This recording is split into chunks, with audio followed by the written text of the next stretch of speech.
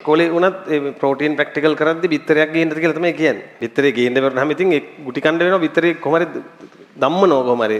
Cholesterol ගුලියක්. කහමද ගුඩ කන්නේ දවසකට. මේ නෑ සරේම කවදාකවත් අපි කරන්නේ. අපි එක බිත්තරයක් විතරයි ගෙදරින් තම්බගෙන ඉන්නේ. බිත්තර රොටි 3ක් විතර දවල්ට කනවා.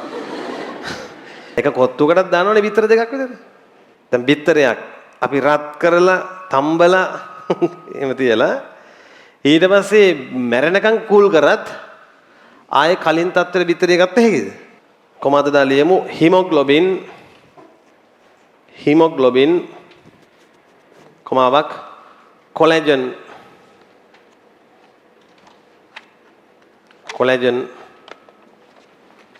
රයිට් ඊළඟ පිටුවට ගිහිල්ලා ඊළඟ පිටුවට යද්දි මේ ප්‍රෝටීන් පාඩම ඉවර වෙනවා.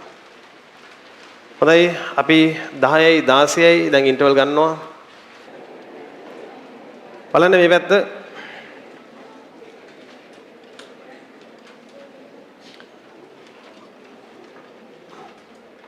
බිත්තරවල ප්‍රෝටීන් තියෙනවා කියලා අපි දන්නවා. ඔව් බිත්තරවල සුදු මදේද ප්‍රෝටීන් තියෙන කහ මදේද? සුදු මදේ. බිත්තරවල සුදු මදේ තියෙන ප්‍රෝටීන් එක මොකක්ද? හොඳයි. ඒක බිත්තරවල තියෙන හින්දා අපි ඒකට වෙනම නමක් දෙනවා ඕවල් බියුමින්. ඕවම් කියන්නේ බිත්තරේනේ. බිත්තර කියන්නේ අණ්ඩසෛලයට කියන නමනේ. ඕවල් බියුමින්. කොබන්න නම කියන්නේ? ඕවල් බියුමින්. ඒකනේ. කිරිවලත් ප්‍රෝටීනයක් තියෙනවා.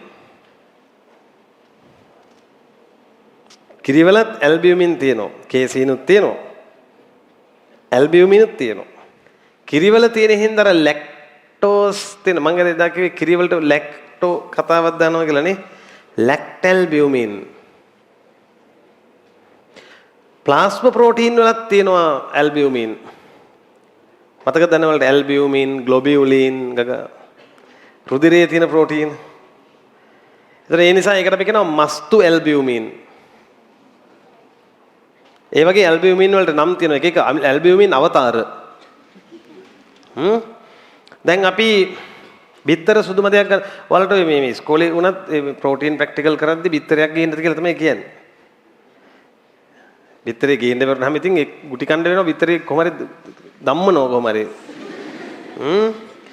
බිත්තර සුදු මදයක් අරන් එහෙම නැත්නම් බිත්තර ගෙඩිය අරගෙන බිත්තර කහ මදේ මොනවද තියෙන්නේ? මොනවද තියෙන්නේ? කාබෝහයිඩ්‍රේට්, ලිපිඩ තියෙන්නේ. කොලෙස්ටරෝල්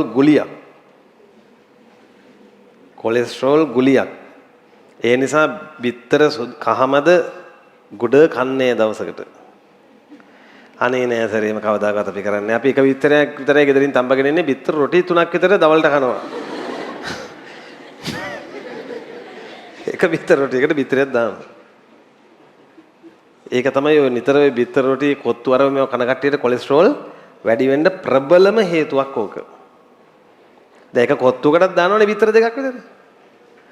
ඩෝස් එක තමයි එක දවසකට එක බිත්තර කහමදේයි. අපි බිත්තරේ තම්බගෙනත් කාලා කහමදේ විදිහට කන්නේ එකයි. ඒකයි අපි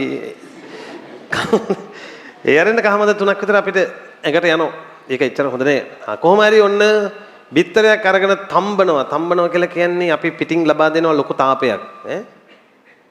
එතකොට ඒකේ තියෙන ඔයාලා දන්නවද ළමයි? මේ තෘතීක ව්‍යුහයේ තියෙන ත්‍රිමාන ගතිය ලෙහිලා බන්ධන කැඩිලා මෙන්න මෙහෙම එයාගේ ව්‍යුහය වෙනස් වෙලා නිකම් පොලිපෙප්ටයිඩ් දාම හැදෙනවා. හිටපු කෙනා වෙනස් වෙනවා. මේ හැබැයි මේ ඇමයිනෝ අම්ල ගැලවිලා ගියාද? නෑ. එහෙම ගැලවිලා ගියා නම් ප්‍රාථමික ව්‍යුහයත් කැඩෙනවනේ.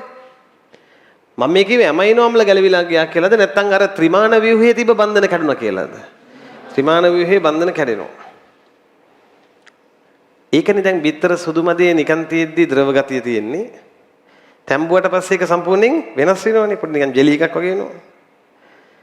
මෙන්න මෙහෙම. දැන් සමහර ප්‍රෝටීන් තියෙනවා චාතුර්ථ මේවා කැඩිලා යනවා. මේ ද්විතීයික ව්‍යුහය මේවා කැඩෙනවා. රත් කරද්දී ඔය වගේ යම් සාධක දැන් තාපය එක සාධකයක්. ඒක සපයද්දී අර තිබ්බ ව්‍යුහ වෙනස් වෙලා ප්‍රාථමික ව්‍යුහ වෙනවා. එතන මට කියන්න ප්‍රෝටීනයේ ස්වභාවයේ තිබූ ආකාරයෙන්මද දැන් තියෙන්නේ වෙනස් වුණාද? ප්‍රෝටීන් දුස්වාභාවීකරණය කියලා කියනවා.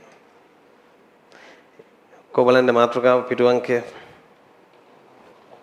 18 බලන්න මාතෘකාව මැද ප්‍රෝටීන දුස්වාභාවීකරණය තිබ්බ ගතිය වෙනස් වෙනවා.